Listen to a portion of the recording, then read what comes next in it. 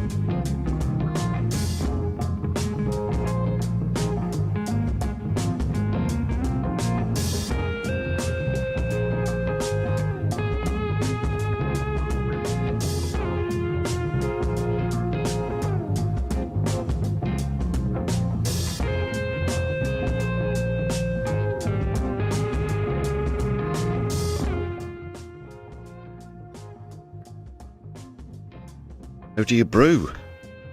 Welcome to the stream. This is the Brews at 10. On my left eye, I'm your humble host Lefty.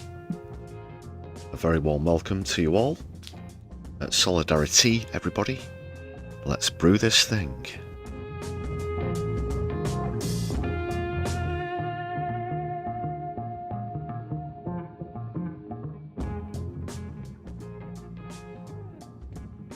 It is indeed a Wet Your Whistle Wednesday. And Keith's Catchphrases / PMQs comes with it. It was absent last week. Well, a slight variation on it, that was. King's Catchphrases instead, but now back to the usual routine. Keith is back, and so is the game in its full format. Yes, and if, like Divinia, you haven't seen it yet, this is the place to be. Absolutely. Nina Sadie, great to see you as well. Do hit thumbs up as you join us on chat, please, people. No poll this evening. No poll.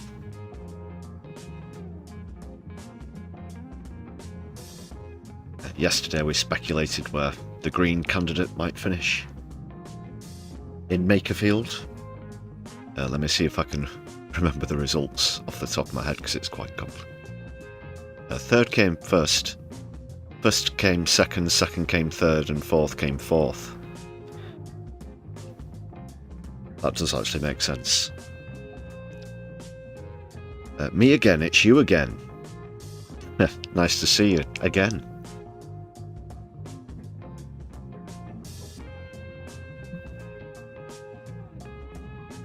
Divinia's got a brew ready. I've got a fresh one as well. We'll get straight into things. Starting off with a shout out to all the members on the channel. Thank you very much for all of your support. 106 people now. And thank you however you choose to support us, whether that's with super chats or super stickers, which are open now if you're watching live. Super thanks if you watch back later on. Or the Buy Me a Coffee page. Special shout out to everybody for renewing your own memberships and gifting to others. A good hint there in the chat from Davinia. Yes, a gifted sub would be nice. If anybody's feeling in a particularly frivolous mood.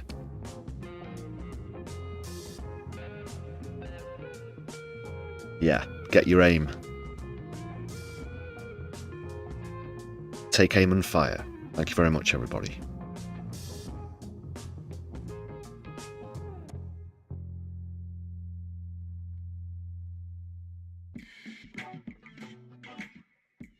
So, of course, PMQs fills up the bulk of the show this eve.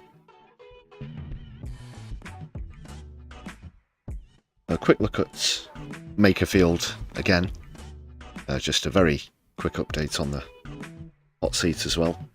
Also a bit of an update for someone who we talked about on yesterday's stream.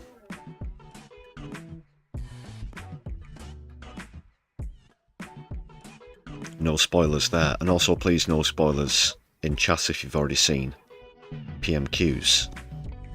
Aside from one thing that was raised, I more or less don't know what happened at all.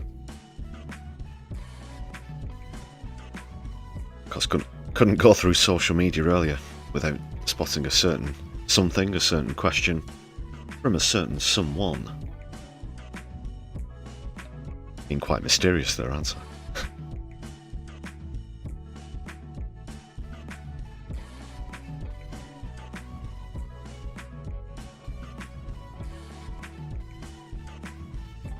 A couple of polls will follow PMQs and Keith's catchphrases as well.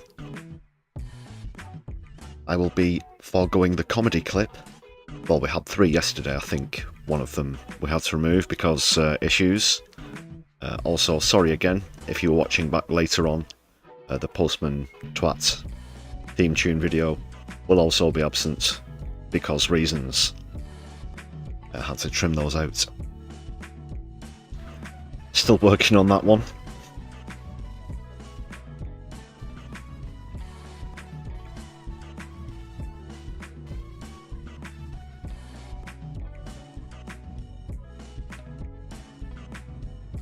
As well, I guess, yeah, we'll dive straight in unless anybody's got any pertinent questions, if that's okay with you, good people.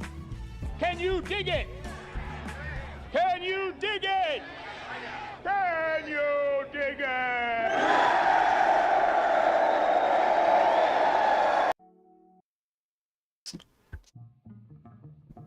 I'm glad you enjoyed the Postman Twat. Yeah, we'll still try and find a way. We'll just write our own fucking version ourselves and do stop animation for it or something, if it comes to it. Relentless are our efforts for quality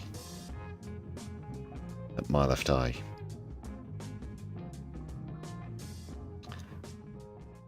Let's go over to Keith. And Keith's catchphrases. I'll explain what it's all about for anybody who doesn't know the rules and things like this as we go through. Are you ready, Keith?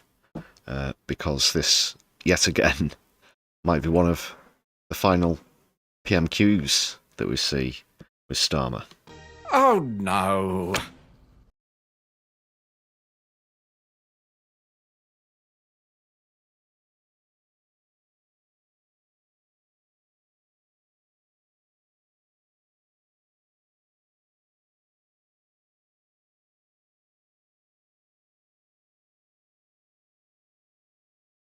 It's been quite sporadic recently, hasn't it?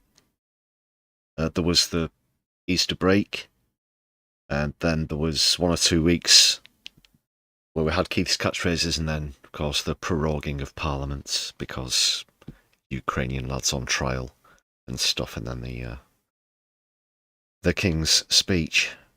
So it does actually feel like a while since we've done one, even though it's only been a couple of weeks.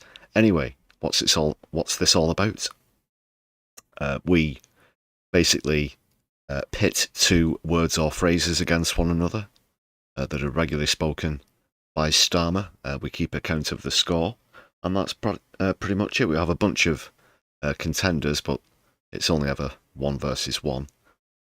And we do have a league format as well, but there are just a few other rules. As I said, the phrases have to be spoken by Starmer himself because it's Keith's catchphrases. It's a winner stays on format as far as the contenders are concerned, unless all others have been played, which has actually happened with the already crowned champion, Security, who won't be playing this week. It is actually a winner stays on for second in the league. You know who? Postman, Swats and Deliver. Right, third rule, slight variations, permutations, whatever, are allowed. For example, past tenses, pluralisation, etc. In the league, it's 3 points for a win, 1 for a draw, and absolutely bugger all for a loss. Are we all good with that? Any questions about the rules? Just post in chat. I'll try and keep my eye on the chat. These are the current league standings, just very quickly. You can see Security crowned champion with 24. Postman Twat played 7, harboured 16 points and 32 mentions. It's actually had more mentions, but 1 fewer games. Budget in 3rd, Change in 4th, Clear in 5th. You can see there. And the challenger this week to Postman Twats will be 6th place. Plan. So far, played 2, won 1 and drawn 1. Yes, incredibly, Postman Swat and Plan, who's one of the older contenders, haven't met since the league started. So we'll see. I think this could be a pretty decent challenge. The word plan is more or less evergreen, as it were. Do try and pick contenders who are more likely to come up, depending on things that have been in the news, but as well as obviously Deliver and other ones. Yeah, they're more or less used the whole time. Sometimes very, very repetitively. Right, are we okay with that? JK's just jumped in as well in the chat. A very good evening to you. I think we have everything loaded up as it should be. There you see our 2 contenders. We have Postman Swat there with the newer version of the picture, but the older one is next to the score. For any Keith's Catchphrases nerds there. That's Plan, of course. And there is also, I should mention, a hidden feature. That is a hidden word or phrase, which has to be spoken by anyone else apart from Keir Starmer. So I will keep an ear out for that, and we'll see what happens. I think the last game that we had, it didn't come up. Yeah, of course, no spoilers where that's concerned, otherwise it wouldn't be a hidden feature, would it? Okay, I think we'll just get on with it now. Get on with it. Yes, get on with it. Get on with it. Growth is to set very high standards. There is actually a few minutes of the previous session before the bit that I want to get to. I think it's about here. We are absolutely focused on those, precisely those, the fact that they are on their phones overnight and the impact that that can have on their anxiety, mental health and sleep. The question isn't whether we will act, we will. We will put forward our proposals by the summer, and I intend to legislate, if required, by the end of the year. We now come to Prime Minister's questions. We start with Christine Sullivan. Question number 1, Mr. Speaker. Prime Minister. Thank you. May I extend my deepest condolences, and I'm sure the condolences of the House, to the family and colleagues of Lance Bombardier Kira Sullivan, who lost her life in a tragic incident on...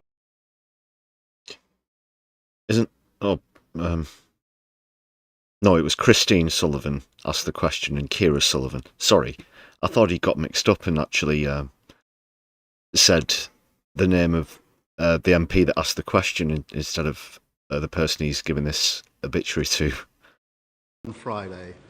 She was an exceptional soldier and will be deeply missed. Mr. Speaker, it would be remiss of me not to comment on one of Manchester's great heroes, moving on after almost a decade. So let me congratulate Pep Guardiola on all his success at Manchester City. Well, I suppose he's trying to rub it in, is he, of course? Pep Guardiola, Man City manager, is leaving after 10 years, during which he won 20 trophies, by the way. And this week, Arsenal, who Starmer supports, were confirmed as Premier League title winners. City won the FA Cup this week as well. So it's a bit of give and take as far as City are concerned. But yeah, Starmer sort of teasing the Andy Burnham thing and then having a bit of a joke at the expense of Pep Guardiola. I'm not sure I'm down with that. Fuck off.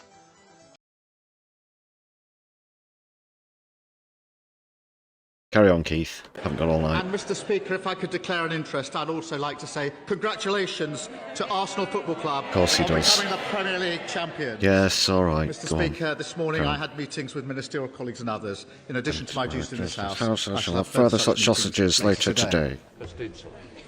Thank you, Mr. Speaker, and may I share the condolences expressed by the Prime Minister. From the Russian invasion of Ukraine to the Iran war, people have struggled with the cost of living. In my constituency of Bathgate and Linlithgow, in the heart of Scotland, road travel and logistics are key to everyday life and local industry, with the Road Haulage Association headquartered in Bathgate. What reassurance can the Prime Minister offer my constituents that this government will tackle household bills and... no spoilers in chats, please. Just a polite reminder there. Thank you. business cost pressures? Well, families across the United Kingdom are facing impacts of a war that we did not choose. So it's welcome news today that inflation is falling. Mr. Speaker, there is more that we can do, and I can announce today that we're giving our hauliers a 12-month road tax holiday, helping to keep prices down. And we're backing drivers by extending the freeze in fuel duty for the rest of the year. This is possible because of the decisions taken by the Chancellor, making us the fastest growing economy in the G7, and she will set out further action tomorrow. No, we're not. Mr. Speaker, this is not our war, but while the parties opposite wanted to jump into it... So if it's not our war, how are you proud of the RAF leaping into action to go and fight above United Arab Emirates and Saudi Arabia? You div. Labour will always protect working people. Leader of the opposition. Working people. There it is again, working people, not the working class. Oh, what a giveaway. Did you hear that? Did you hear that, eh? That's what I'm on about. Kemi Badenoch. Here she comes, Kemi Badenoch. Normally uses at least 4 of her 6 allocated questions to make the same inquiry. She hasn't mentioned Chagos Islands for the last couple of PMQ sessions proper that I can recall. Let's see what comes up this time. Of course, it's not been a great few weeks for Starmer leadership challenge. Of course, the whole Andy Burnham by-election thing as well. But it still wouldn't surprise me if she thinks that Chagos Islands is a priority or something ridiculous. Thank you, Mr. Speaker. And I'd like to associate myself with the words of the Prime Minister regarding the tragic death of Lance Bombardier Ciara Sullivan. We send our condolences to her family for this terrible loss. I'm sorry, I'm not familiar with this case, this incident they're referring to. Apologies, can't give comment. Some of what the Prime Minister has said on fuel duty. Yes, it's still a freeze, but we asked him about this on the 11th of March and the 25th of March, and he said he wasn't going to do it. So thank you for the U-turn. Thank you for the U-turn. Labour MPs are shaking their heads. It would make more sense if they just did what we were doing, because they get there in the end anyway. But, Mr. Speaker, yesterday, Labour MPs voted to ban new British oil and gas licences. Why? Well, Kemi, because we're in a climate crisis, we're already going to go over 2 degrees of average global temperature rises, and if we don't cut out fossil fuels as quickly as possible, at the current rate of trajectory, we're going to go above 3, possibly 3.7 degrees above average. 2 is bad enough. We're talking about the collapse of several ecosystems and tipping points, runaway effects that are irreversible, essentially the end of humanity as we know it. That's probably why, and I and a good many people fought for it and have criminal convictions because of it. Thank you very much. But we did keep some billions of barrels of oil in the ground. Fucking Badenoch.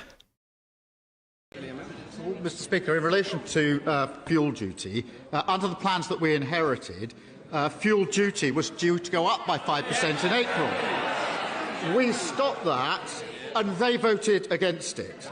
We're now extending the freeze because of events in the Middle East. And I know the Leader of the Opposition likes to claim responsibility for things that have got literally nothing to do with her. In her mind, she won Eurovision on Saturday and scored the winning goal in the FA Cup final.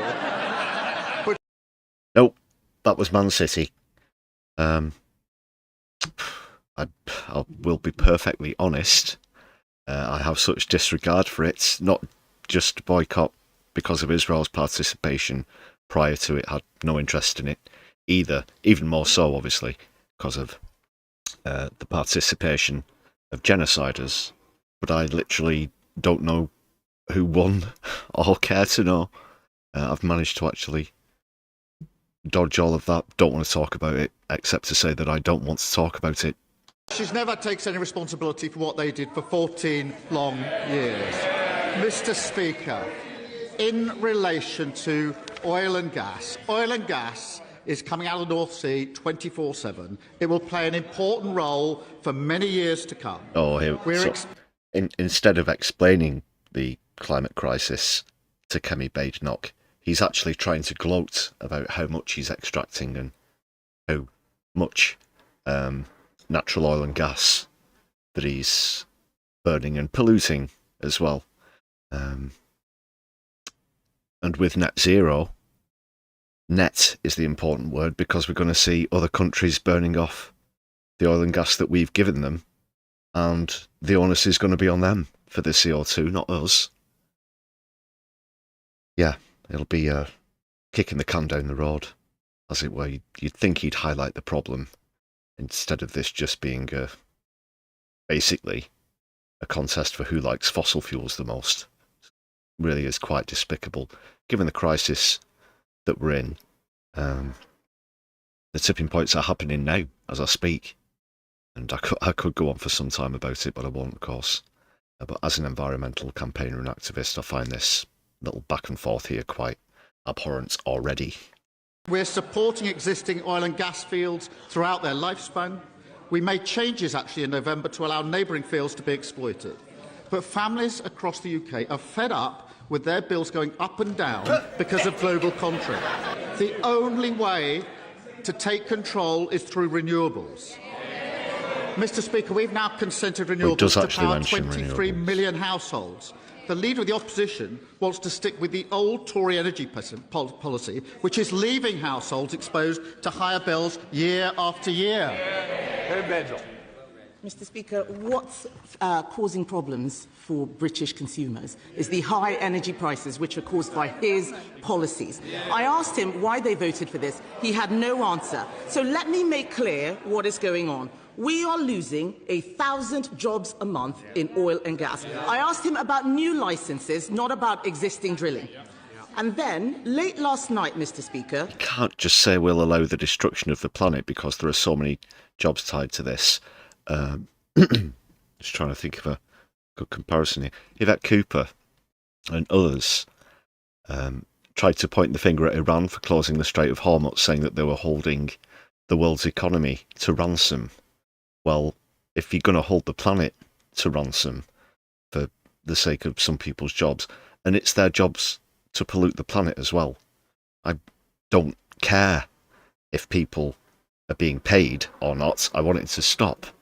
And, you know, it might sound quite cruel, quite cold, but balls to the jobs if they're not doing any collective good whatsoever.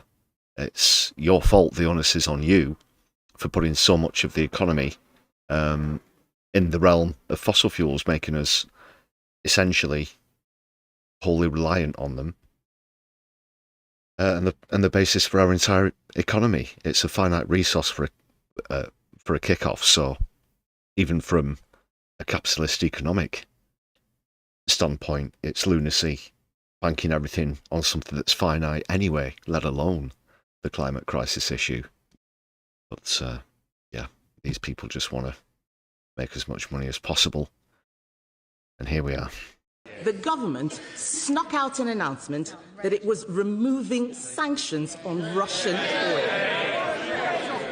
So can the Prime Minister explain why oil from Russia is acceptable, but oil from Aberdeen is not? Well, Mr. Speaker, let me address the sanctions head on, because we have been united across this House on these issues since the beginning of the conflict. What we announced yesterday was a... Yeah, well, as she said, the sanctions have been lifted that have been in place since soon after Russia invaded Ukraine. We were getting like 4% of our natural gas from Russia. Not a great deal. Bilderberg's in the chat as well. Nice to see you. Very good evening to you. Solidari-Tea. Strong new package of new sanctions, going well beyond existing sanctions. So it's a new package. This includes new bans on maritime services on LNG and new bans on refined oil products from Russia. We also issued 2 targeted short-term licences to phase the new sanctions in and to protect UK consumers. Mr. Speaker, that is standard practice. This government has used... Obviously, the genuine solution is just to lower the duty. This 5p thing that they've talked about continuing is ludicrous because, yeah, fuel prices at the pump have gone up exponentially since then because of, obviously, the Strait of Hormuz thing. The government could just slash the duty, but they won't. It needs to be cut significantly. But yeah, by having double standards on Russia, that way you get to keep profiteers and shareholders happy, because the line on the chart's got to go up. This government has phased in sanctions in this way before, and the last government used exactly the same technique when they introduced sanctions. And when they did so, Mr. Speaker, we supported them because we could see the sanctions were the right thing to do to bear down on Russia. So these are new sanctions being phased in. This is not a question of lifting existing sanctions in any way whatsoever, and we will continue to work with our allies on further sanction packages. It's a very weak set of cheers from the MPs who are trying to get rid of him. Could I just... If we'd have had sanctions as a contender, they would have been about 7 or 8-0 up by now. Mr. Speaker, he doesn't know what he is talking about. This level of processology is not going to get him out of these difficult answers, OK? Let me tell him what is going on. Labour are giving money to Russia Reform are taking money from Russia. There's only one party that is standing up to Russia, and that is the Conservative Party. Give over. Look at the House of Lords that the Tories stuffed with Russian oligarchs during the tenure. Give it a rest. It's been going on since David Cameron. That's a ridiculous claim to make. Yeah. Boris.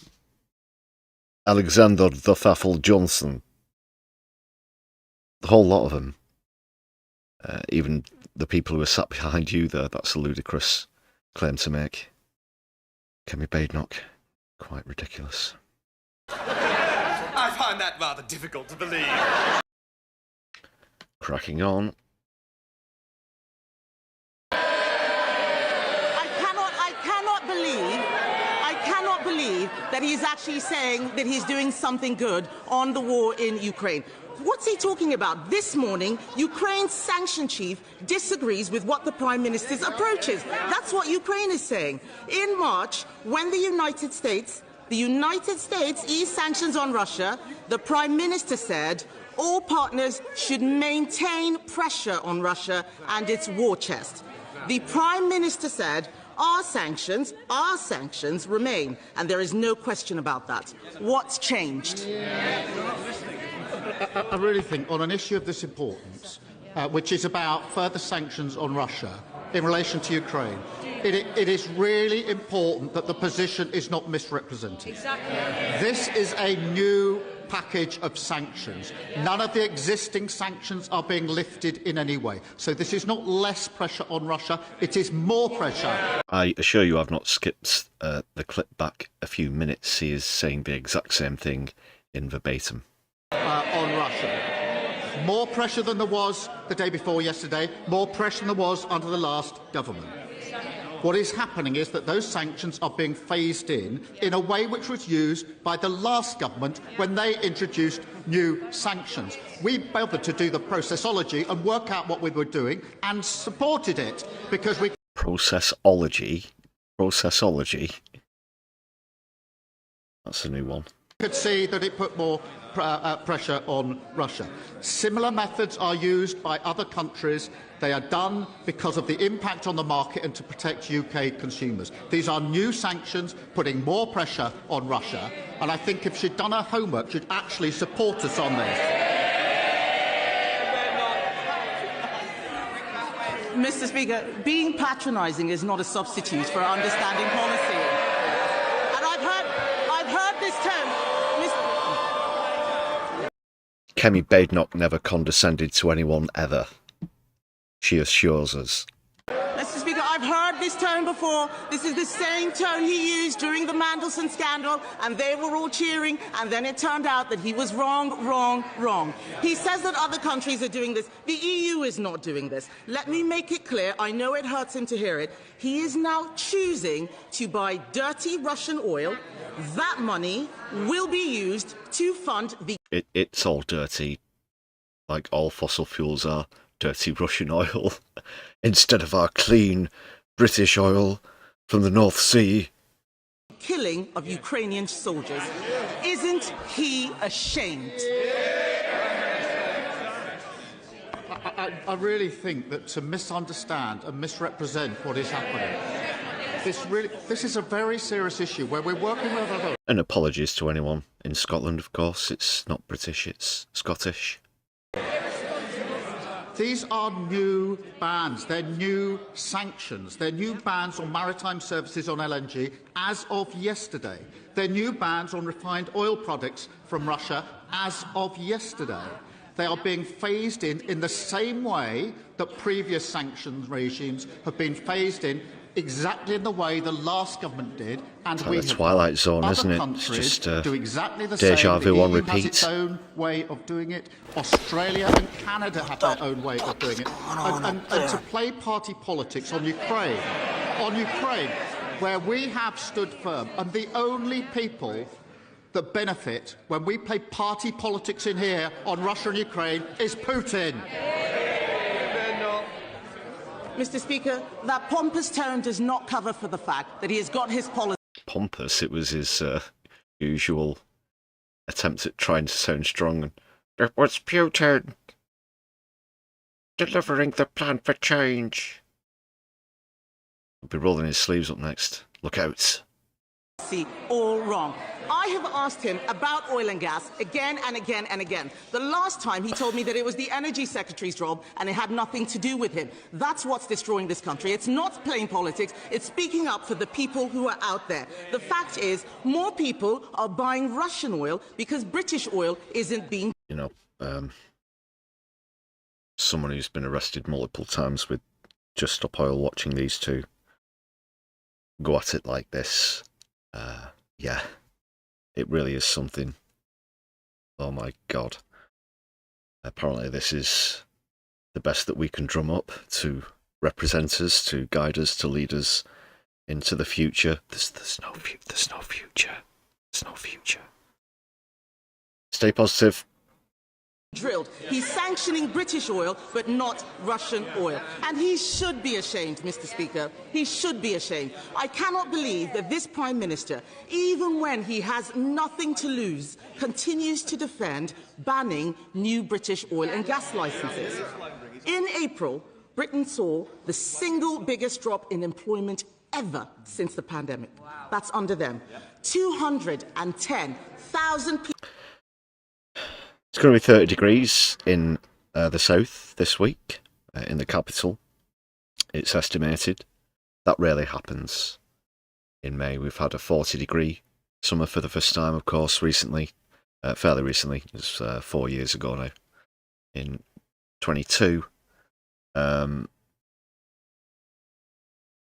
Just, what is it going to take for people like Kemi Babe not to get it and caption that one? Caption that one.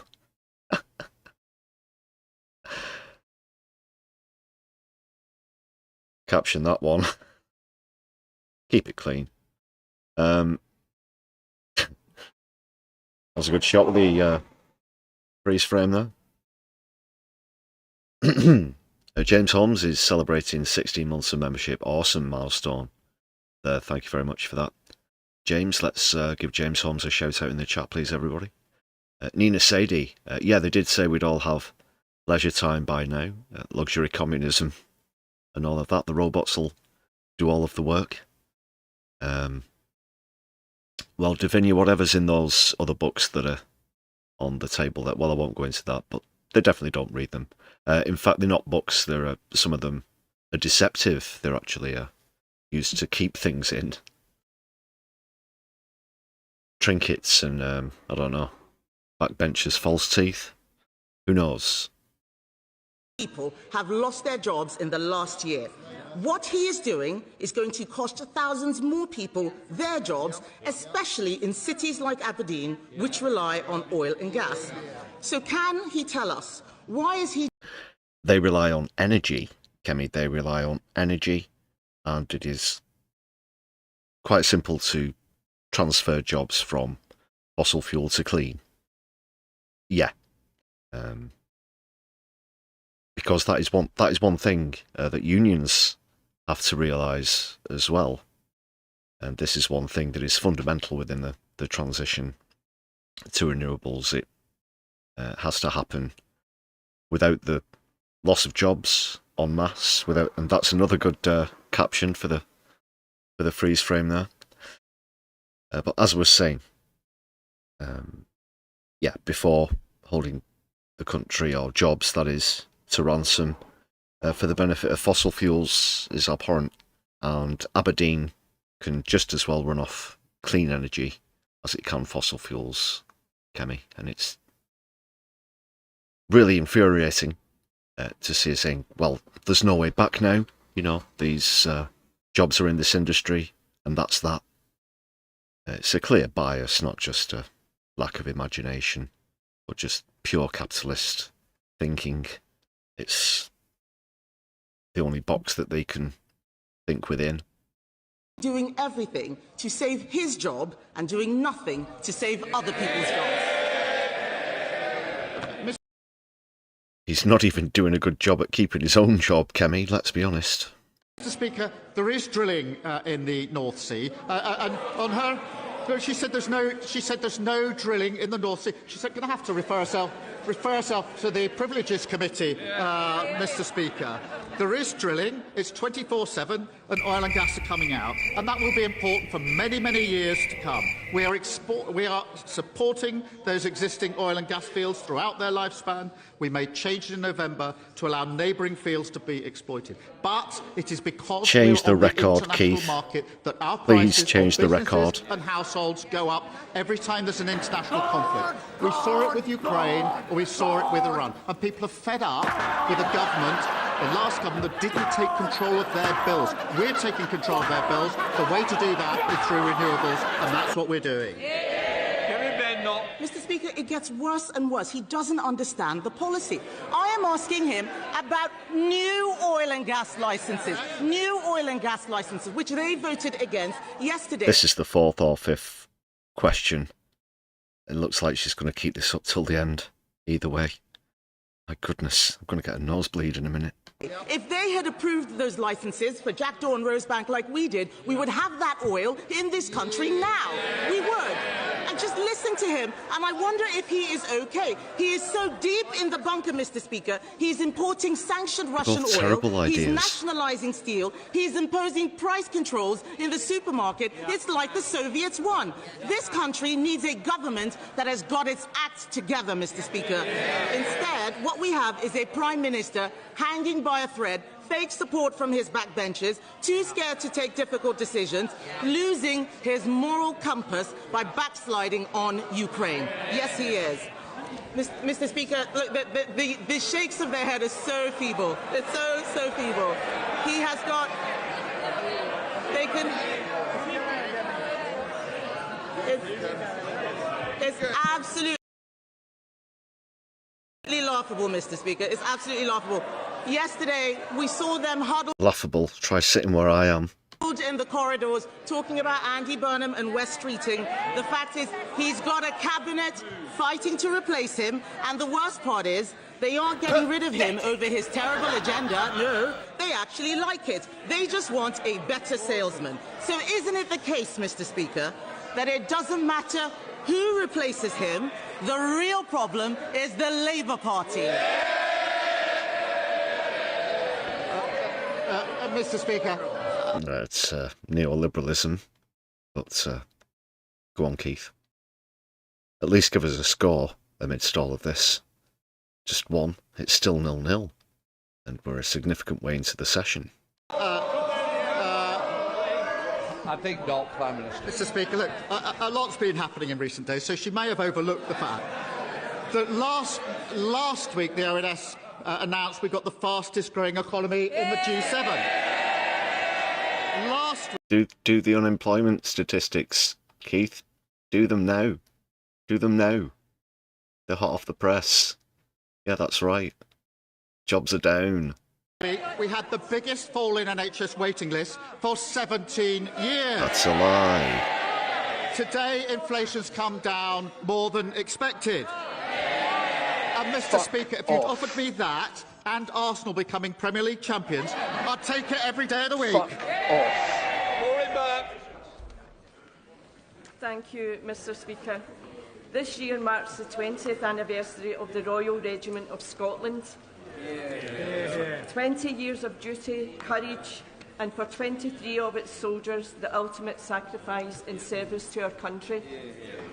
Across Scotland, more than 20 councils have already recognised their service by granting the regiment the freedom of their area, reflecting Scotland's long and proud tradition of respecting our armed forces.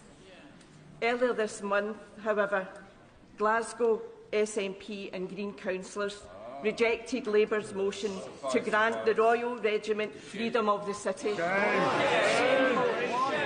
It is a shameful snub to our servicemen and women, and a decision that has left many Glaswegians feeling ashamed and embarrassed. I'm not familiar with this story. Does the Prime Minister agree that this is an insult to those who serve, and will he join me in urging Glasgow City Council to reconsider? Can I join my honourable friend in paying tribute to the bravery and sacrifice of the Royal Regiment of Scotland? I've had the privilege of meeting Scots serving in our armed forces across the world.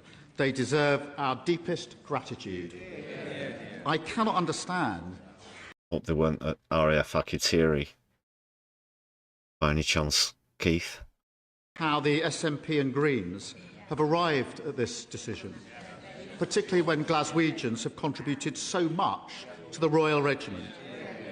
It's not too late to do the right thing, and I'd urge them to reconsider. Leader of the Liberal Democrats, Sir Ed Davey.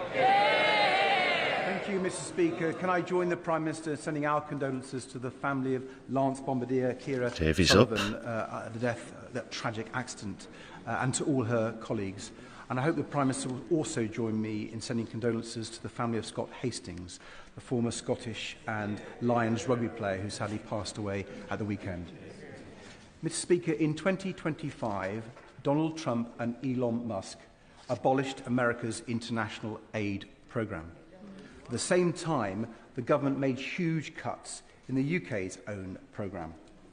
We now see a dangerous outbreak of a... You crazy Ed.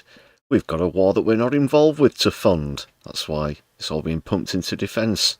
You're so naive on economics. Why don't you get back to your canoeing and or hang gliding lessons immediately? Ebola in Central Africa, and many people fear it's going to spread and get much worse.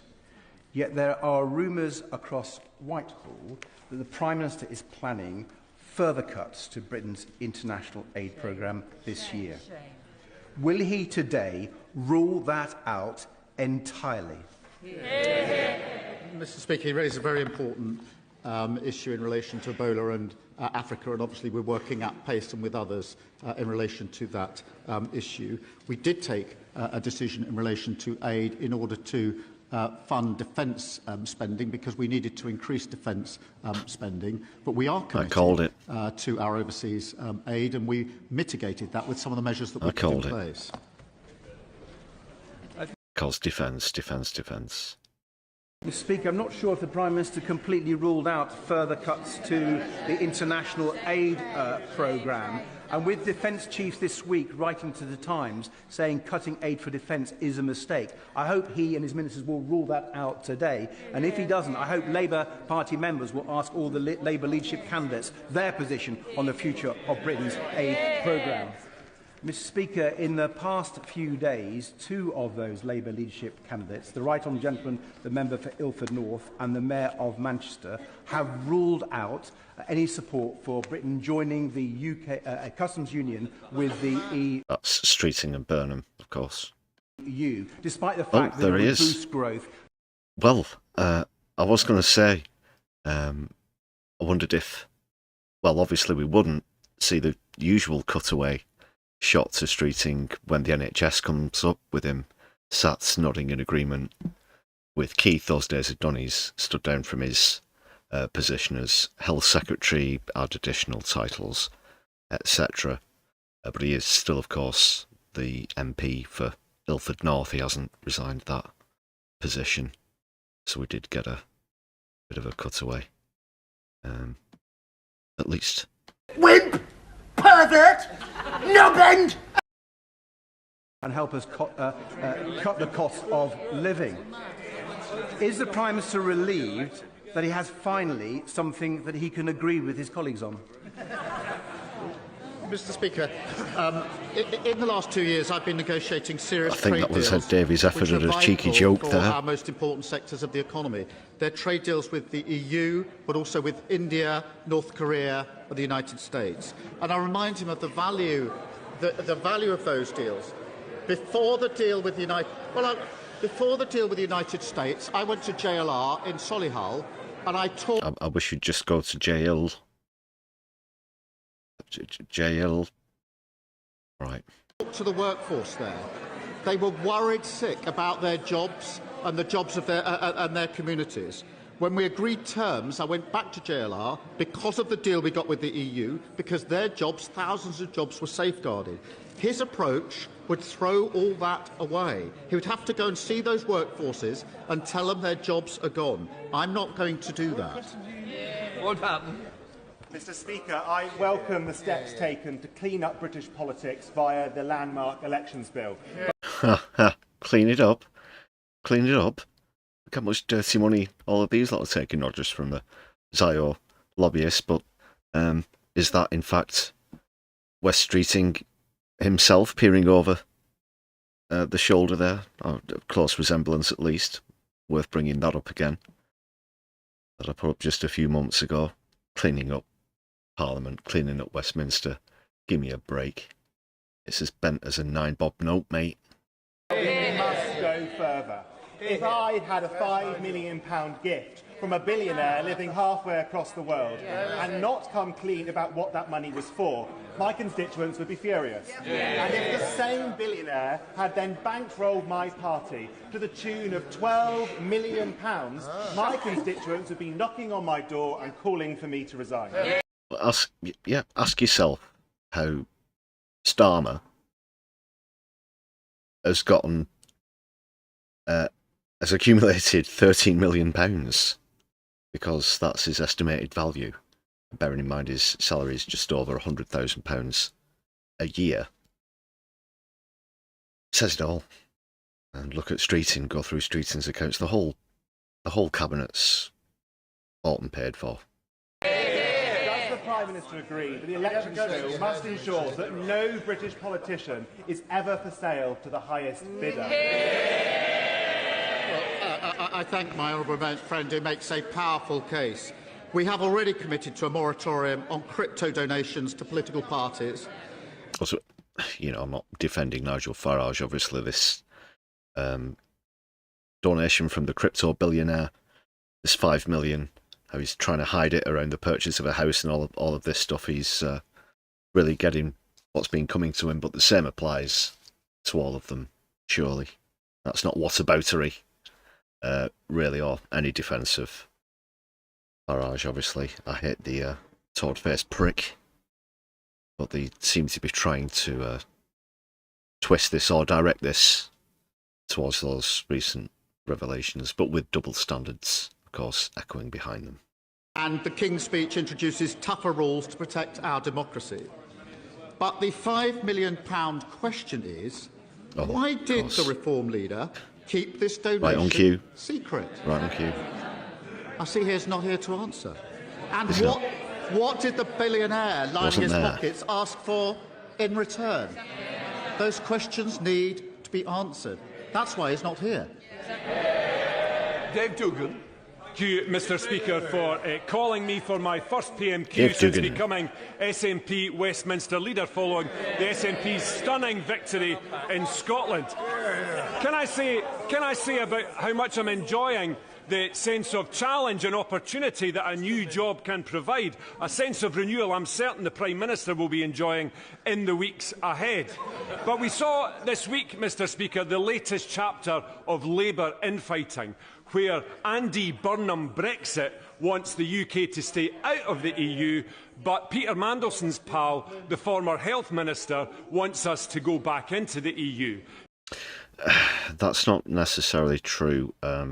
Andy Burnham's statements on the EU have been quite contradictory, even across just a few months, depending on which event he's speaking at. He talks about rejoining and then not, and then he obviously doesn't say rejoin properly. He's been talking about closer relationship to, closer relationship with, those kind of words, skirting around the issue itself.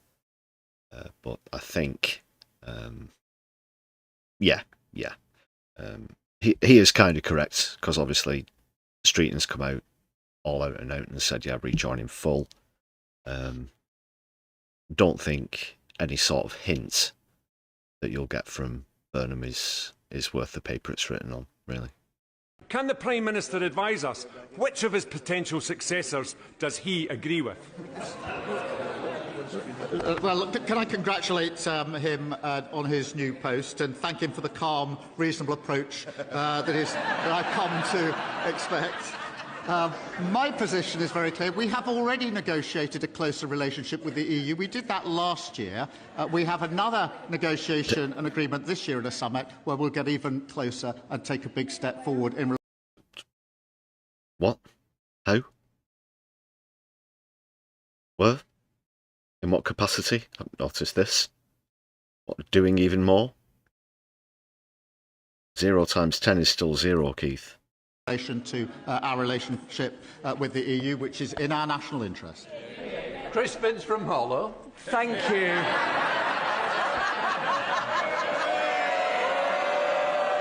What? Thank you, Mr. Speaker. And the Prime Minister will be pleased to know I'm going to ask him a question about his favourite topic, which is football.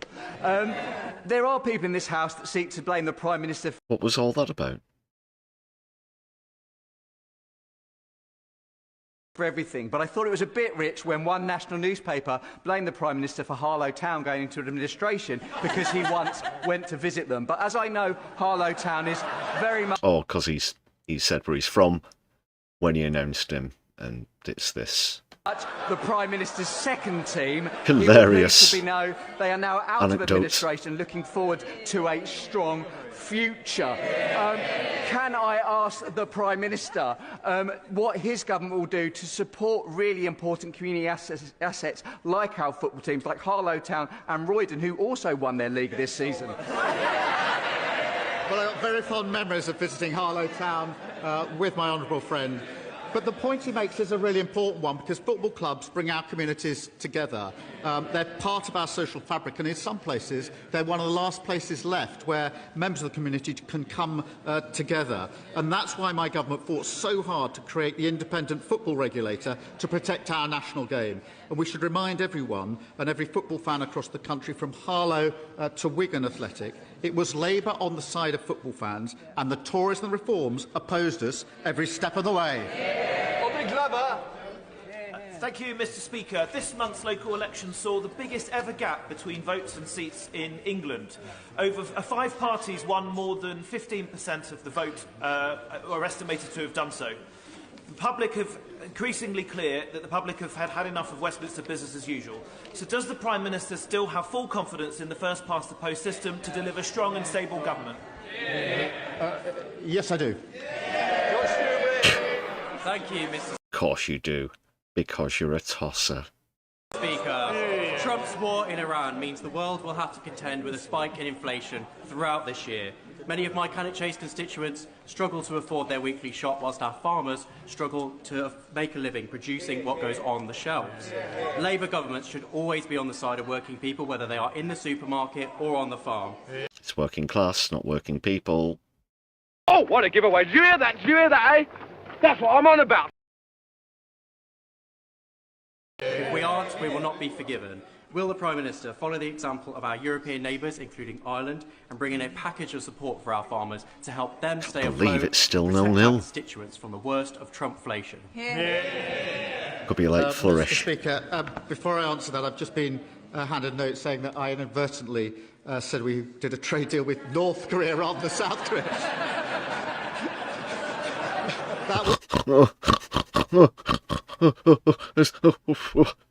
God, oh, yeah, and then someone handed me the notes, and oh goodness, this is hilarious. Could be breaking news. Everything's going fine. Everything's great. Don't worry about anything. Oh God, they brain like a bunch of fucking asses. And not very good. So, before I'm referred to the Privilege Committee, can I correct the record, Mr. Speaker, in that regard? It was a slip of the tongue, but a pretty unfortunate one. In relation to the question, families and farmers are rightly frustrated about being impacted by a war that the UK didn't start. We're protecting working people is our priority. And today, Mr. Speaker, we're cutting red diesel costs for... Didn't start anything, just literally facilitated the actual bombers that were doing the bombing.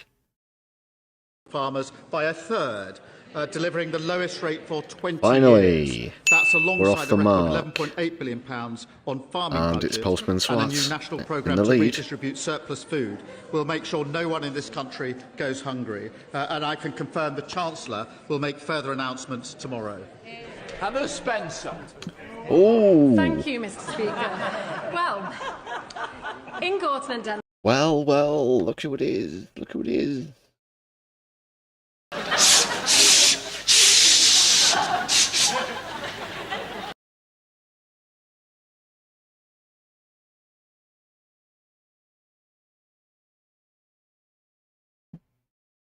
We have to pay full price for a pint. But here, for some reason, it's cheaper, and some MPs drink before voting, and that really shocked me when I came to Parliament, because it is our workplace. What they do.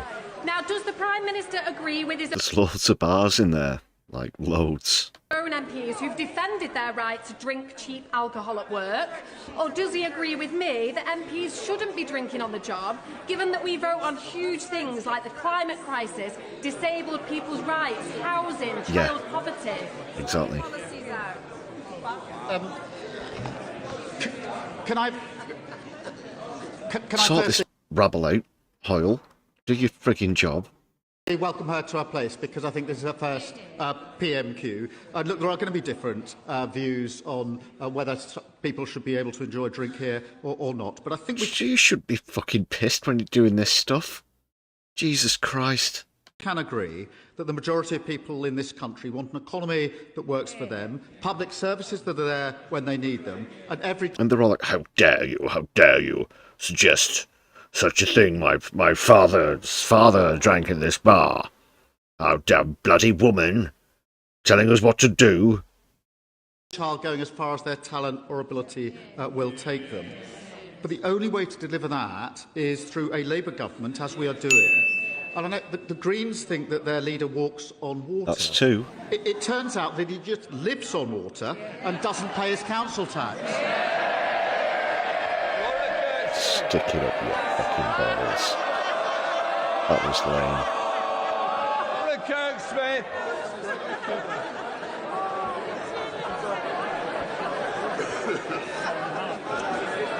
Thank you, Mr. Speaker. On a more serious note, sometimes we all have those... Come on. Hoyle. Sometimes we all have those meetings with constituents that really stick with us. For me, it was the lady who came to my surgery and told me about the character AI chatbot that had groomed her 12-year-old son. The chatbot turned him against his school, against his parents, made sexual advances, and even suggested that the bot and the boy might meet in the afterlife. Since this happened last year, I have been on the case with the government, and I'm pleased that we've taken new powers to regulate AI services. But still, every day, more young people are being harmed in this way, and they won't be safe until the tech companies can no longer access them in this way. So can the Prime Minister tell me how and when he will act to finally make the online world a safe place for our children? The story of her constituent is deeply concerning. I thank her for raising it. It underlines why we must and we will act. We have already acted by shutting legal loopholes, so AI chatbots must abide by the Online Safety Act. But we have obviously got to look at what further measures we can take, including age-related bans, restricting children's use of chatbots, and stronger parental controls. And I am meeting parents, teenagers and civil society later on this afternoon to discuss further stronger protections for children. We'll make sure that she is updated on those steps. Alison Griffiths. Thank you, Mr. Speaker. At 19, I was in a coma after contracting bacterial meningitis. I lost 70% of my hearing and needed open-heart surgery. The MenB vaccine has saved lives since its introduction in 2015 for infants, but there remains a gap for high-risk adolescents whom the JCVI has not vaccinated. Following the devastating outbreaks within this cohort in Reading, Canterbury and Weymouth, the JCVI is finally reviewing the evidence base. So can the Prime Minister tell the House what are the government's next steps, when will they happen, and will he make tackling meningitis a priority for his new Secretary of State and arrange a meeting for Meningitis Now and me?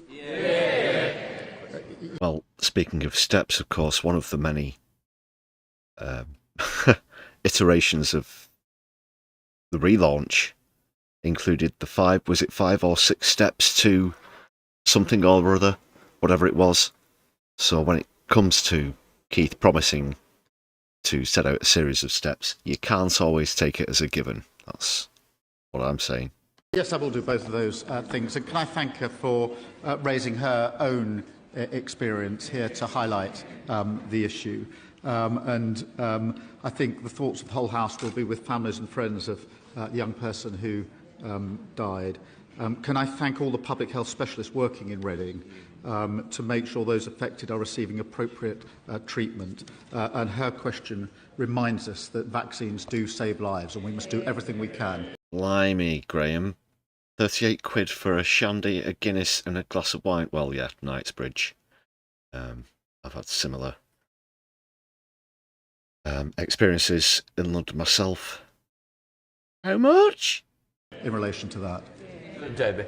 Thank you, Mr Speaker. Mr Speaker, littering and fly tipping is a blight on our communities. Yes. This isn't just an issue for Lewisham, it's an issue for towns and cities across our countries and indeed rural areas. Nobody wants to see a dirty mattress or cans or bottles up against roads or gates. It's That's capitalism. Awful. Yeah. And I welcome the government's strategy and plans to give councils more powers to manage fly tipping, but I absolutely believe more needs to be done. And does the Prime Minister agree with me? It's absolutely time to have a national conversation about how we manage and deal with littering. Well, can I thank her for raising this, because the government is cracking down on... They cut public spending, of course. Because defence. Disgraceful waste criminals. Mr Speaker, that includes disgraceful waste criminals. Fly tippers, including service in... Fossil fuels aren't waste. They don't produce any harmful waste whatsoever. Clean-up squads and potentially losing their driving licence, more powers and funding for the Environment Agency and stronger checks across the industry to tackle fly tipping at its source. Thank you, Mr Speaker. The Gallows Brook in my constituency has the highest concentration of forever public chemicals investment, in the country. expanding proper facilities, that the concentrations are 47,000 times higher than the environmental quality standard. Yeah, the environment. Call me boring, you know, and coming up with boring, sensible solutions and things, you know. But instead of defence, yeah, public investment. The agency has no plan for regular monitoring. A stream flows through the garden of my resident, Lee. She has suffered from ill health for 8 years. She took chickens, they have died. She had a dog, it developed a tumour and died. She's concerned that she may be poisoning her neighbours when she gives them vegetables. Will the Prime Minister agree for the Maybe Environment and she Health should Secretary stop to then. meet with me and my constituents to explore what more can be done? Yes, I will, and I thank him for raising that, and I'll make sure that the detail is looked at and that appropriate steps are taken. Can I also take this opportunity through him to mark the tragic anniversary of the devastating fire in his constituency? And I know the thoughts of the whole House remain with the families and colleagues of Martin, of Jenny and of Dave, and I know he's done a lot to support them. Mr Speaker, a stroke happens every 5 minutes. That's 6 lives changed in the time It goes up when you're watching PMQs statistically as well. that we have been sat in this chamber. 2 years ago, when I was sat in this chamber, my husband suffered a stroke. Sorry, I'm not being We know ableist or that anything. when it comes to the right care and treatment, every single second counts. I have relatives who've suffered a stroke. We know firsthand why the work of the Stroke Association is so important, ensuring that everyone knows the signs and symptoms, because when a stroke strikes, acting fast matters. Would the Prime Minister join me in marking Stroke Awareness Month and update the House on what he's doing to ensure every stroke survivor gets the care they need to support, to recover and to thrive? My honourable friend raises an important issue, and government is investing in our NHS to make sure that every second counts. Can I know her husband, and Well, there was the FACE campaign, the acronym, or FACE,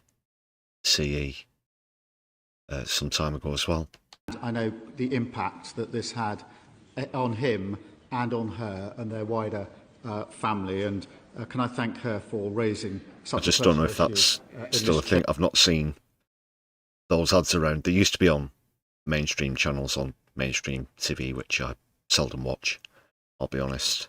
But I don't know if they're still kicking around, you know, the public service kind of announcement vibe. But to highlight this point, because of the choices we've made, ambulance response times are at their fastest for 5 years, and we're investing £10 billion to innovate technology and transformation, with the NHS already using AI to cut treatment time for stroke patients by an hour and tripling full recovery rates. Mr. Macbeth. Thank you, Mr. Speaker. For clarity, does the Prime Minister agree with Andy Burnham when he says we should rejoin the European Union? It depends which day you ask him on, to be honest. Or does he agree with Andy Burnham when he says we shouldn't she gets it, rejoin the I guess. European Union? Was that it? That was... She's been taking delivery lessons off Liz Truss. Just watch the way that she asked that question. Imagine if that was Liz Truss. It's quite plausible. It's the bit at the end, the self-assured look with the grin, but knowing that it's just a completely dumb question or point or whatever. It is a good point, obviously, that I've raised, the duplicity of Andy Burnham's position, of course. Just look again at the way she asked this. It could have been Liz Truss. Pork markets. Does the Prime Minister agree with Andy Burnham when he says we should rejoin the European Union? Or does he agree with Andy Burnham when he says we shouldn't rejoin the European Union? She does. I agree with what we said in our manifesto. She's projecting absolute trust there, which isn't a good projection. It's not the sort of thing that you want to be emanating anywhere at any time. That is a disgrace. Which we are implementing. We are closer to the EU by the agreement we reached last year. We'll be closer again by the agreement we reached this year. We're building on the botched Brexit deal that they did, which did such damage to our country. We're going to fix the deal. Oh, it's in for a penny, in for a pound, really. Isn't it? He might put some sort of youth travel scheme on the table or something like that, but that's as far as it'll go. There'll be little to nothing concerning trade and customs. Mr. Speaker, my community in Crewe and Nantwich has been left in deep shock and concern following allegations of serious sexual offences, forced marriage and modern slavery against members of the Ahmadi religion of peace and light. Will the Prime Minister join me in thanking Cheshire Constabulary, Cheshire East Council and wider agencies for their response to these concerning events? And will he commit to ensuring that we receive the necessary resources to deliver justice where crimes have been committed and to reassure the wider community that this government is on their side? Well, thank my honourable friend, and I'm grateful to all the agencies involved in enforcement action, including Cheshire Police. It is vital that local public services get the funding that they need, and that's why we've increased Cheshire's police budget by over £15 million. Mr. Speaker, and we've recruited 3,000 more neighbourhood police officers while bringing forward wide-ranging reforms to ensure that everyone has access to swift and equal justice. Sir Olney. Thank you, Mr. Speaker. I'm sure the Prime Minister will join me in congratulating the 54 Liberal Democrats who won all 54 seats on Richmond-upon-Thames Council at the recent local elections. Probably won't. But would he also agree with me that first-past-the-post system that produced this result doesn't... He's already been asked about that, and he stood up and said one word. Was it yes? No, 3 words. Yes, I do. About whether he still agrees with first-past-the-post. He's not going to budge on that. You won't get PR from Starmer, you won't get PR from Burnham, you won't get it from Streeting, you won't get it from Rayner either. You get it from Polanski, though. Give our communities the representation that they voted for, and that this failure to respond to voters' preferences is fuelling disengagement with our democracy. Will the Prime Minister declare his support for changing electoral systems in the UK to ensure that every vote matters? Bet your fucking house on him standing up and just saying, no, of course, he's going to stick with shitty first past the post that only us and Bulgaria still use by the way. The best that Burnham's spoke about is secondary voting, this sort of second preference vote, which is similar to the AV top-up system. But it's nowhere near what's required, which is proper proportional representation, as well as getting rid of the House of Lords, of course, and replacing it with a Citizens' Assembly, but that's another talking point for another time. Yeah, how much do you want to lay down that he's going to stand up and completely reject the idea of changing systems? Well, I'm really sorry. The answer's no, and I can't bring myself to congratulate what a surprise. So I apologise. Colin Turner. Thank you, Mr. Speaker. From 1990... You see, first past the post favours right-wing parties, for a start. 1997, the Prime Minister campaigned to scrap single-judge trials in Northern Ireland. Yet when I opposed his government's plan to bring in single-judge trials in England and Wales, I received hostile briefings and smears about my mental health from the lads in number 10 Downing Street. The Chief Whip's shaking his head, but he knows about it, Mr. Speaker. The Prime Minister knows that my nephew Matty took his own life as a result of work-related stress as a young criminal lawyer. So during Mental Health Awareness Week, while ministers spoke with compassion about health and well-being, did the Prime Minister reflect on those hostile, discriminatory briefings which he knew about and he allowed to happen? Can I... Fucking hell. That's disgraceful. I didn't think my opinion of Keir Starmer could get any lower, but if that is true, the way that has been described and put to him there, then he really is an absolute ghoul. What a soulless excuse for a human being. Thank him, and he has told me previously about Matty and the impact that had on him, I totally understand that, and I want to be absolutely clear that nobody should be smeared in relation to mental health. Nobody. We know the kind of language that Starmer chooses to use when he's been put bang to rights, and it's what we're hearing right now. Yeah, the MP who asked the question might be nodding along, but I hope he knows what I know, and that's that these are mealy-mouthed sentiments emanating from Starmer's oral cavity. On any issue, whatever they may argue on any other issue. Nobody, and I will do everything I can to make sure that is the position. Kit Malthouse.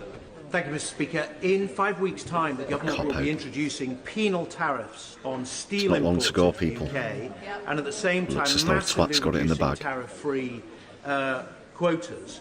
This will cause enormous damage to the UK manufacturing base in the absence of adequate steel-making capacity in the UK. More than that, the way the tariffs are drawn mean that for my constituent company, Stannah Stairlifts, a world-beating company based in Andover, for them to import steel into the UK and manufacture their product will face tariffs, but for... Well, you learn something new every day. I didn't know that Stannah Stairlifts are based in Andover, which is in Hampshire. For a competitor import finished product made from the self-same steel will not attract tariffs. This cannot be a situation that can be allowed to persist. So could I ask the Prime Minister, please, to arrange for his Secretary of State to focus on this issue and get it sorted out? Can I thank him for raising this really important issue, and can I give him assurance it's not just the Secretary of State. I am also absolutely focused on this because we're all very well aware of the consequences that would otherwise follow. So I'm personally vested in this, and the entire Cabinet is, because it is a very important issue, as he rightly points out. That completes Prime Minister's questions. Let the front bench change over. It's over, and it's a win. It's a win. Another sensational win for Postman to act and deliver. There he is. Let's see the winner. 2-0. Yeah, it doesn't affect their league standing, because of course the champion's already been crowned. But we have to go through these proceedings as a formality. What a session that was. The exchange between Badenoch and Starmer was particularly nauseating.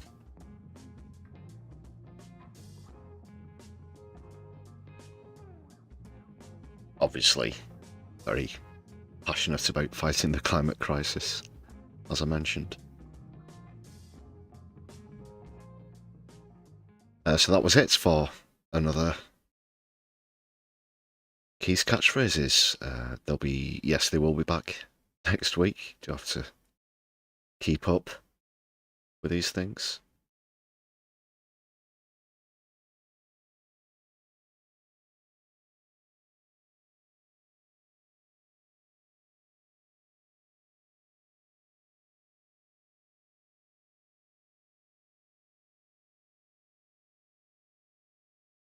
Yep, never gets any better. I guess I'll let my thoughts be known as we went through things. Let us know what you thought about that in the chat or in the comments if you're watching back later on.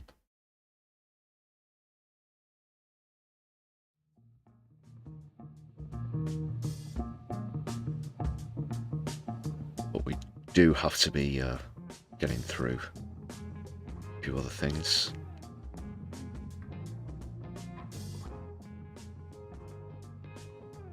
I did say I knew about one topic that was going to come up, and it was, of course, the Hannah Spencer raising the drinking on the job thing. So I thought it'd be fitting if we just took a look at a couple of polls. This one first. Yeah, the overwhelming majority say that it's unacceptable for MPs to drink alcohol while working. Yeah, across the board. You can see there. The Greens disapproving the most, those sort of most in favour are in fact the Tories, of course. Yeah, strawberry-nosed bunch that they are. No surprise there. And the bars are subsidised, which Hannah Spencer brought up as well. We spoke about the price of drinks in the capital elsewhere. But when it's cheaper in Westminster because of those subsidies than it is in, you know, your average Manchester pub, that really does say something.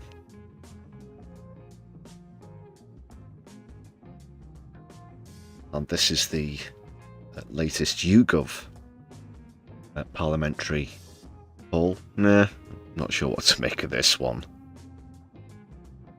To be honest, they have Reform running away with 283 seats, Lib Dem in second, Tories in third, Greens in fourth, just 62. I've seen other polls recently where they have over 100 seats. Labour down to just 51 again. There was another poll out recently that had them on 7 seats. One that had a projection if Wes Streeting was Prime Minister, which had them down to 5 seats. I'm not sure what I think about this one, because trends, of course, keep having to mention those trends. Even Reform, who seem way ahead, unassailably in the lead, are on the wane. Something that could contribute to that as well, in terms of splitting the right vote, we've mentioned Restore previously, Rupert Lowe's Restore Party.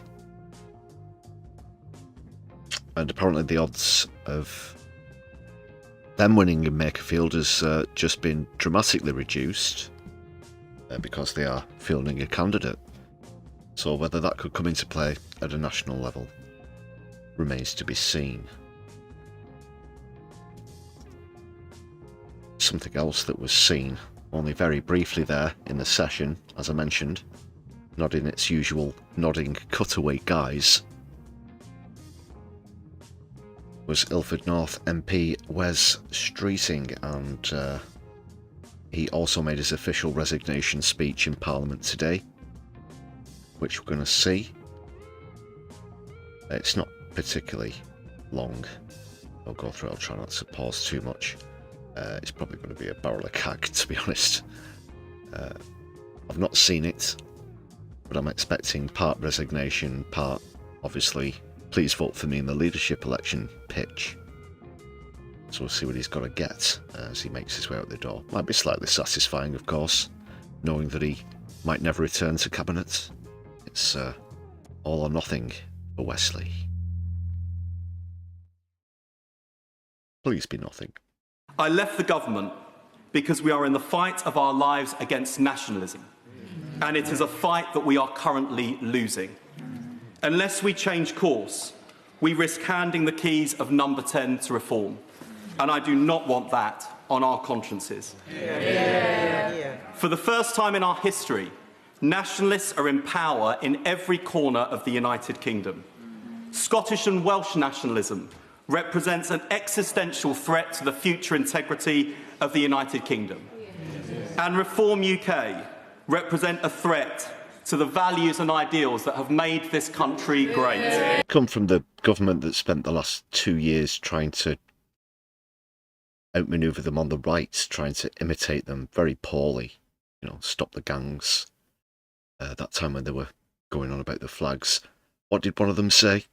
That she has it as a tablecloth in the dining room or something like that. Ludicrous. They've done nothing. They've stoked the fire, or continued to stoke it, the same way the Tories have.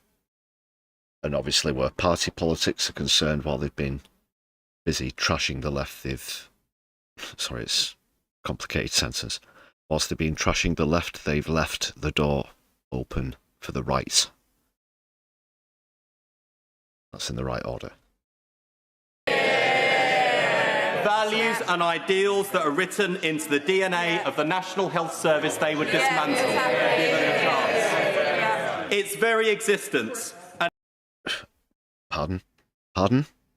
Check your bank account, Wes. It's full of private money.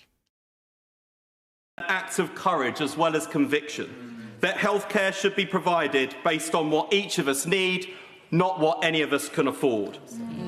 A reminder that even in our darkest hours, this country is capable of doing big things. It is our responsibility to defend that promise and the values it represents, not just for the NHS or even for the survival of this government. You don't have values. Come on, you absolute sellout. You don't have values, you don't have principles. But to win the battles we thought that were long since won, of progressives against reactionaries, of patriots versus nationalists, of hope over hate. That is our fight. It's Andy Burnham's fight in Makerfield, and it is Labour's fight for the soul of our country. He's not slightly backing Burnham there, is he? Because he's hedged his bets that Burnham won't be successful and hopes that he'll be the front runner. Lest Angela Rayner step up, of course, and then that'll be an interesting ingredient into this political soup. Get away with that one, Phil. Long, and for too often, patriotism in Britain has been left to the loudest voices and the narrowest arguments, as though love of country belongs to one tribe, one party, or one point of view. But the Britain I believe in is... Or one dream, or one soul, or one prize, or one goal, or one golden glance of what should be. It sounds familiar, Wesley. Bigger than that. Because patriotism is not about who you exclude. It is about who you stand beside. It is not rooted in fear of change or suspicion of difference. It is rooted in solidarity, in the belief that we rise or fall together. That is the best of our country's story. A Britain where people from different backgrounds, different faiths, different nations and regions still see themselves in one another. A country where the son of Indian pharmacists can become our first... I'm just picturing Wesley awkwardly looking into the camera during the 2019 Labour election campaign as he joined in, you know, the famous Jeremy Corbyn song to the tune of Seven Nation Army by the White Stripes. Of course, you know the one.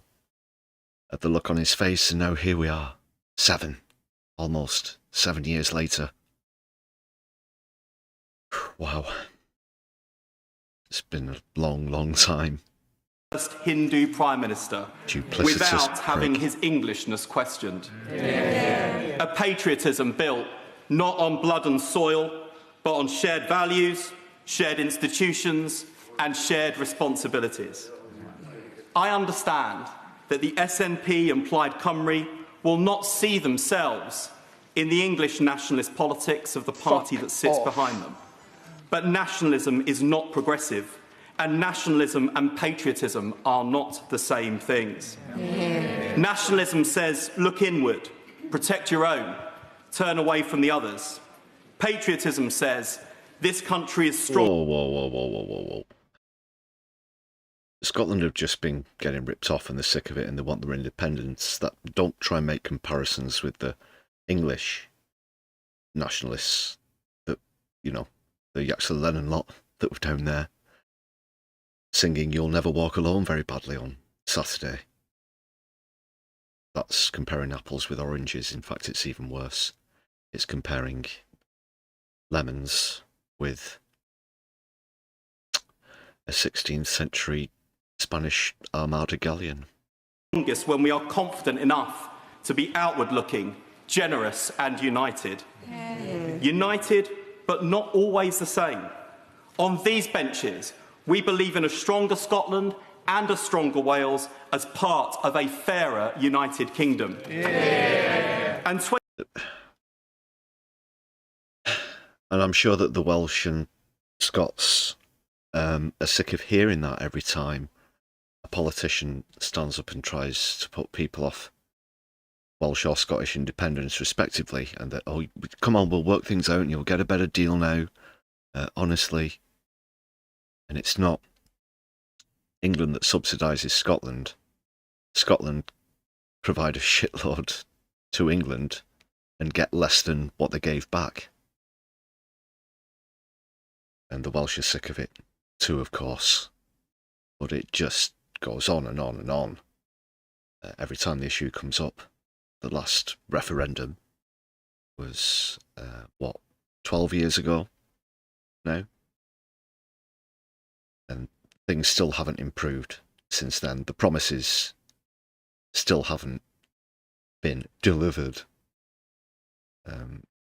So West Streeting or anybody else can't serve up the same old crap and expect the Welsh and Scots to lap it up. It's ridiculous. Get real, man.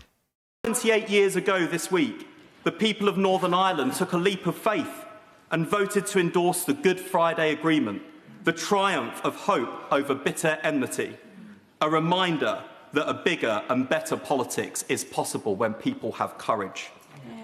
That is why we must reject the politics that tries to divide us, whether it's dividing the countries of the United Kingdom or the people who call Britain their home.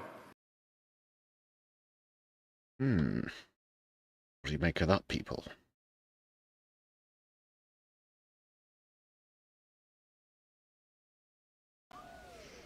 That was the biggest load of crap I've ever heard. You wouldn't guess that that was a resignation speech, really, would you? Of all things. Yeah, it was predominantly vote for Wesley Time. Might as well have pulled out a fucking campaign poster or something at that rate. Because that really didn't sound like a fond farewell.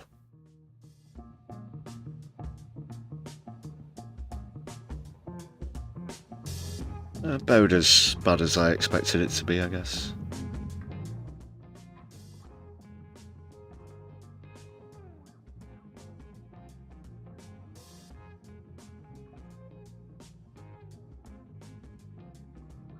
Speaking of things being as bad as we expect them to be, do have a bit of an update now on the hot seat, which has come up a couple of times on the stream already, of course.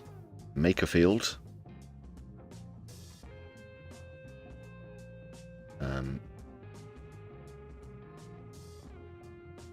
And yes, no surprises yet again. This time concerning, do have to stress, allegations made against the Reform candidate, because we've now seen since the local elections 101 of their councillors have now been removed from office by various means, suspended, lost the votes, resignations, etc. But concerning parliamentary seats, we said on the last stream, mentioned, of course, Reformer sort of taking a leaf out of Hannah Spencer's book, bizarrely, by putting up a salt of the earth plumber. Although it appears he does have a bit of a spurious past concerning social media activity, that is, according to these allegations being made by Labour. Let's see what's happening. Just bring up the window for you here.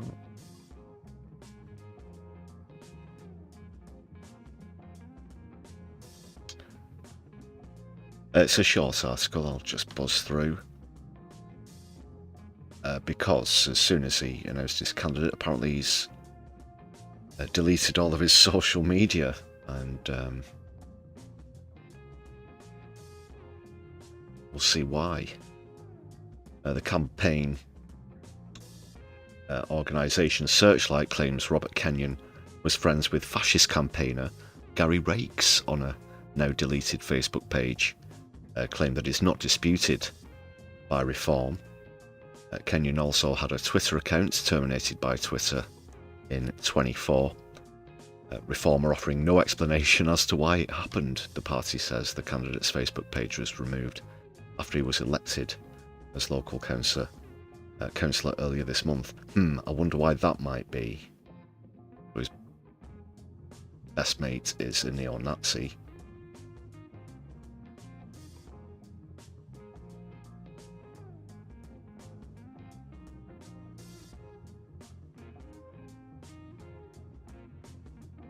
Separately, the Green Party will select its candidates on Wednesday. Well, that's today. Is it not? Or do they mean next Wednesday? Perhaps. Unless that announcement's been made. Does anybody have any updates? Sorry, I've had a particularly busy day. Somewhat tiring as well. Don't know if you can tell from my voice, but yeah, it's been a long one. But they're probably not going to go all out compared to Gorton and Denton, though the number of campaigners that they have in the area has risen quite a lot recently. We'll just have to see, but one thing's for sure, they're going to be the only Socialist Party on the ticket. So interesting allegations are afoot in Makerfield.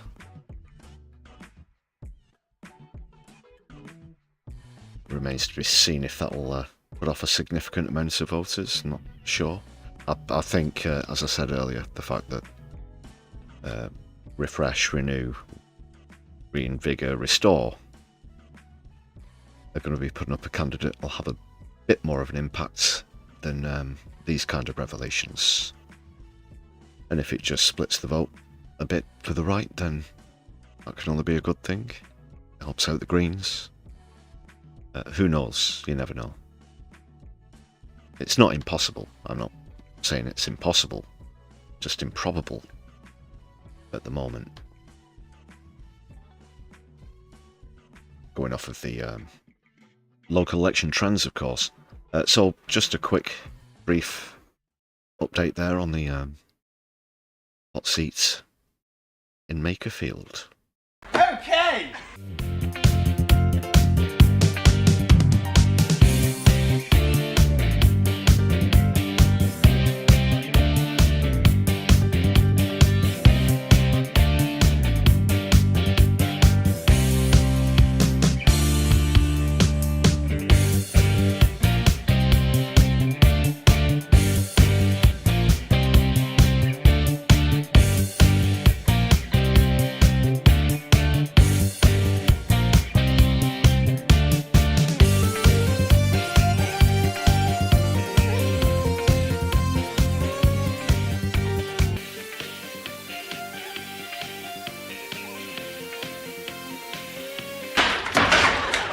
music's too loud. The neighbours have been complaining.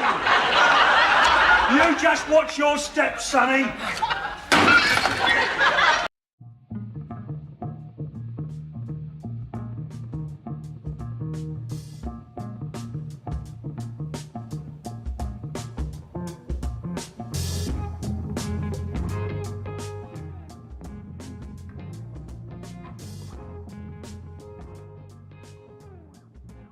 Yeah, we'll keep you up to speed with all the news on Hot Seats as we get it.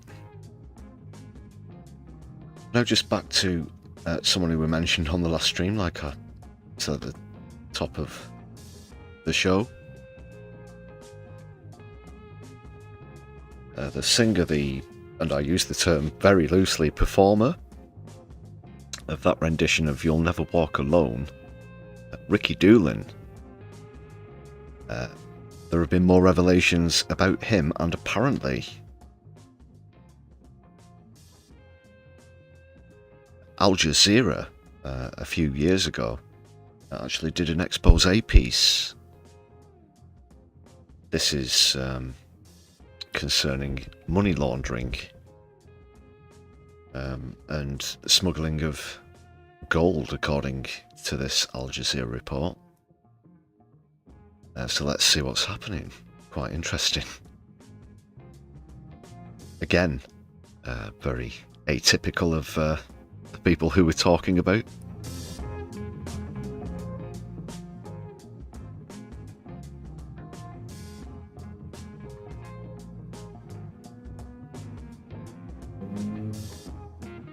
And he obviously didn't spend any of it on singing lessons. We can move quickly. We have to move quickly. He's the head of security, so he's going to take our phones, okay? You want to take my phone? Yeah, I'll just be there, man. I'll be there. Okay. But it's just for security if Mr. Stanley calls me, I need to. Of course. We want to be very clear.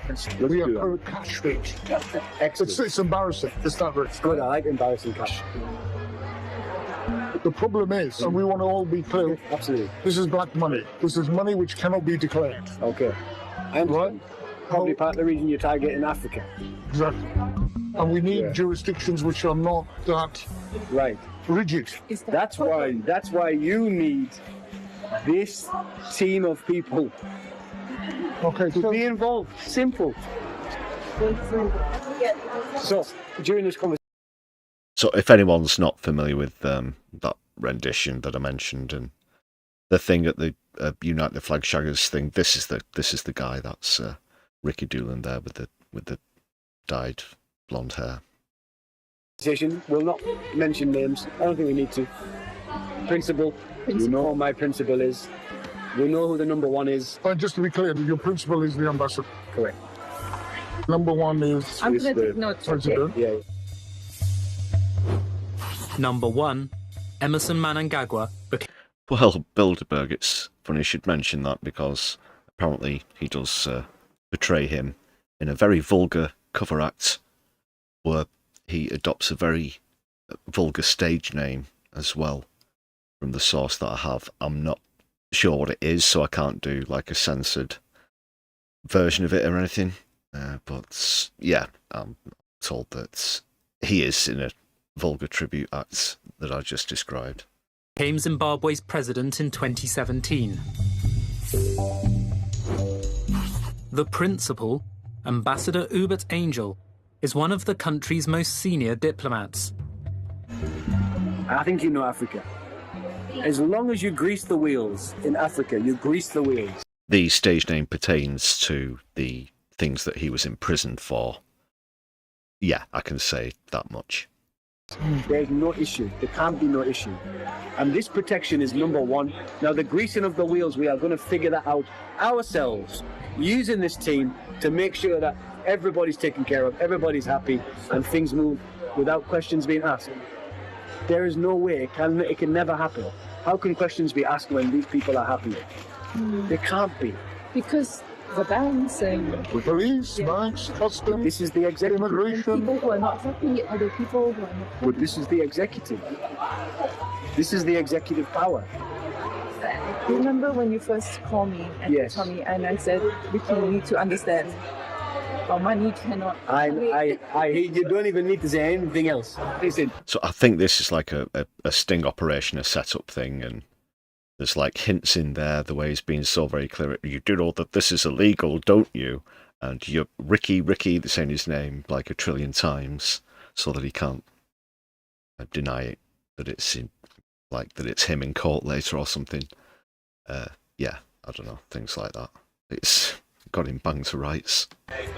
Work with me on everything. What I'm going to do is make sure that through these people, that this person knows everything.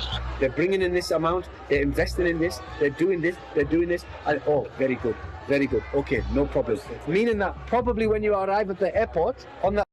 Is he doing some kind of, because there's a Geordie accent in the video that we saw yesterday, where he was claiming that the performance that we're all familiar with was deep faked and that he can actually sing. Now he's sort of, I don't know if he's putting it on, but he's trying to do a Middle Eastern accent as well. So he's got this sort of very strange blend of Tyneside, Wearside, fucking Middle East going on. You know, some people do that when they're abroad. They try and put the whatever accent it is into the voice as they speak in English, and it can be a bit embarrassing. I think that's what's happening here. But normally most people aren't talking, of course, about money laundering or smuggling gold.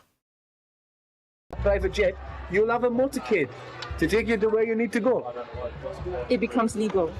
More than legal. It becomes protected on the highest level, so that you are arriving as investors, not people trying to sneak things through the border. He is as well. It's when he's doing his R's. Rubber-dinger rapids, mate.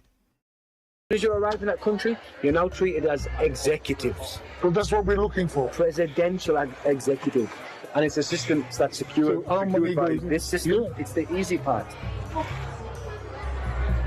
The things that you need facilitating can be facilitated 100%. Listen, everything will be done with this person's knowledge. Number one. Of course. There is one demand. Everybody's got to be benefited. This is Henrietta's project as the president of the Zimbabwe Miners Federation. Rushware explained her scheme to Ricky's principal, Ambassador Angel.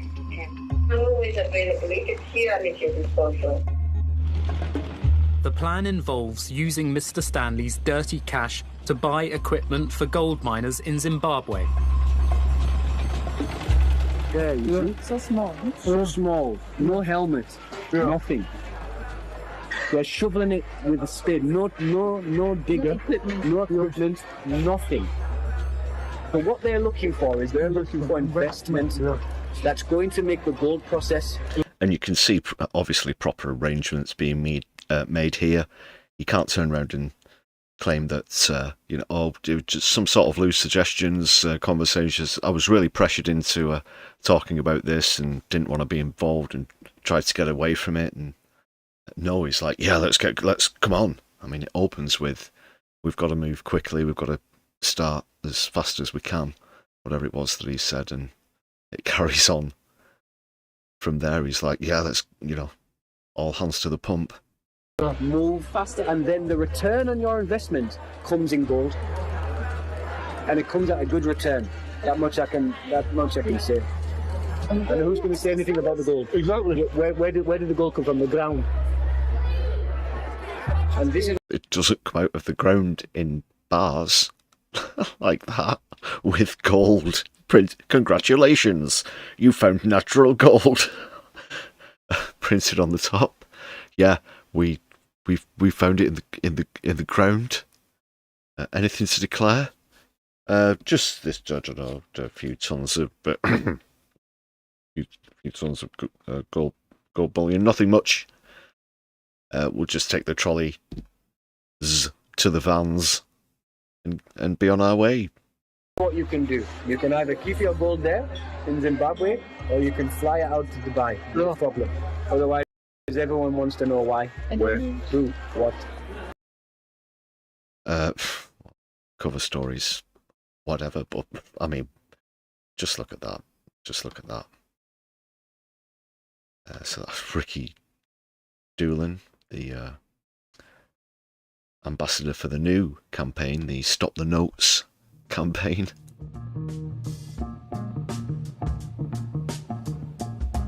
Stop the Notes.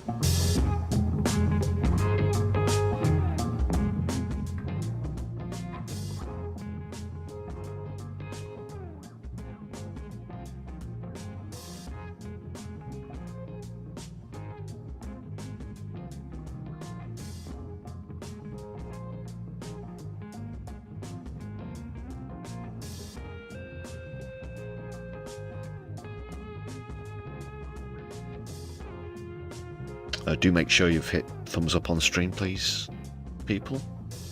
I just got to do another quick shout out to the members, of course.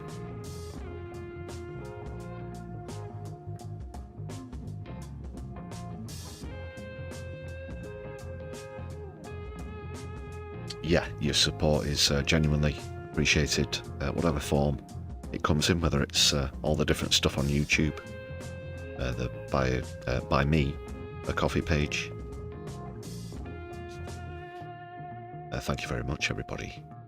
Don't forget, if you're watching on mobile device, do open some recent content, perhaps our latest video. Hit thumbs up and then share some hype points. That'd be mighty fine. I'm not sure that we can accept gold bullion, but apparently it's tax-free.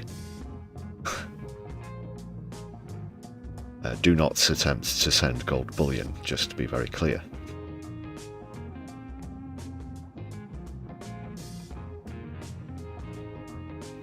Yeah, there are probably, of course, limits on how much you can take onto a plane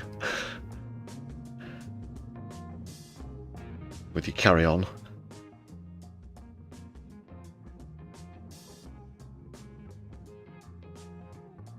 But that's another chat for another time.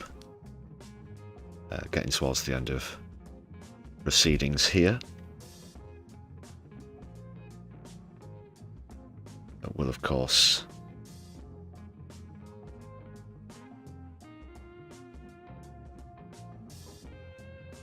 be doing a bit of a raid, but as far as the topics on tonight's streams are concerned, that's pretty much all I have to share in terms of my opinions.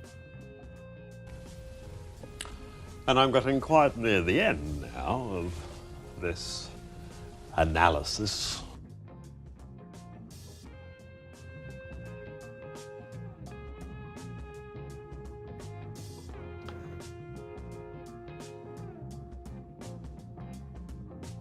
Okay, who's live?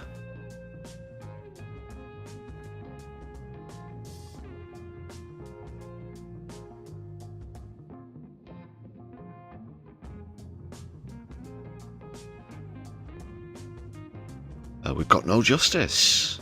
No Justice is back, I believe. Had a short stint away. Back and apparently tanned, according to the title of the live stream. So great to see the return of Helena and No Justice MTG. We'll raid in there.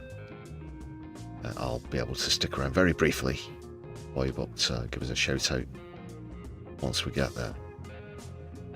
Great stuff. Yeah, thanks a lot for joining me on the stream. Hope you've enjoyed the return of Keith's catchphrases proper, plus everything else as well. Thanks for being very polite and cordial and everything in the chat, as well as for your much appreciated presence. Yeah, I've been your humble host, Lefty. This has been the Brews at 10. On my left eye, power to the people. Free Palestine, Lebanon, Sudan and Yemen. Don't let the bastards grind you down. Don't watch the news. Be the news. On my left eye, I'll be seeing you soon. Good night. Solidarity.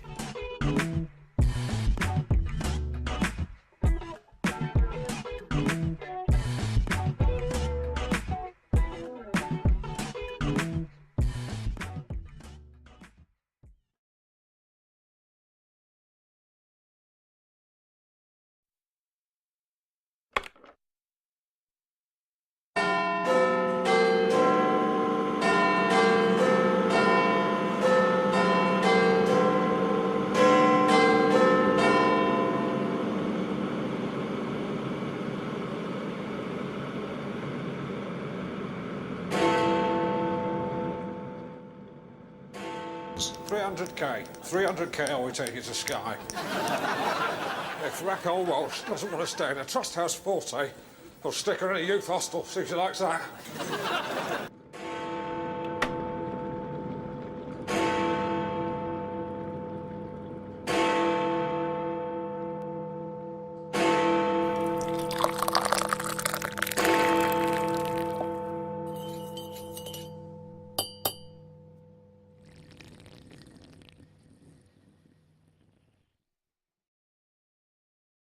The door is open and you can leave.